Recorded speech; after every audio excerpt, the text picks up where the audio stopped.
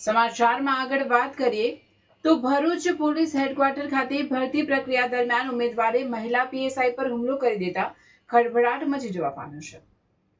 સામાન્ય રીતે જ્યાં કાયદો અને વ્યવસ્થાનું પાલન થવું જોઈએ ત્યાં જ એક ઉમેદવારે કાયદાના રક્ષક પર હાથ ઉઠાવ્યો છે। પોલીસ ભરતી ગ્રાઉન્ડમાં ફરજ બજાવી રહેલા મહિલા પીએસઆઈ પર એક શખ્સે હુમલો કરી દેતા સમગ્ર પોલીસ બેડામાં ખળભળાટ મચી ગયો છે। ભરૂચ પોલીસ હેડક્વાર્ટર સ્થિત ગ્રાઉન્ડમાં હાલ પોલીસ ભરતીની પ્રક્રિયા ચાલી રહી છે। આ દરમિયાન ભરૂચ પોલીસની MOB શાખામાં ફરજ બજાવતા મહિલા પીએસઆઈ ઇલાબેન ચાંદ્રા મેડિકલ તંબુ પાસે પોતાની ફરજ નિભાવી રહ્યા હતા।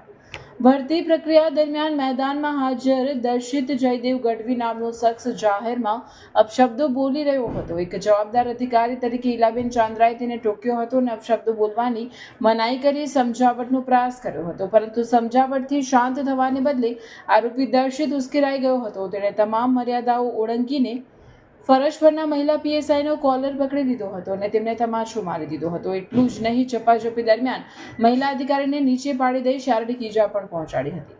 આ ઓચિંતા હુમલાથી ભરતી મેદાનમાં હાજર અન્ય ઉમેદવારો અને પોલીસ કર્મીઓમાં દોડધામ મચી ગઈ હતી। જોકે ત્યાં હાજર અન્ય પોલીસ કર્મચારીઓ તુરંત દોડી આવી આરોપીને ઝડપી પાડ્યો હતો અને પરિસ્થિતિ પર કાબુ મેળવ્યો હતો।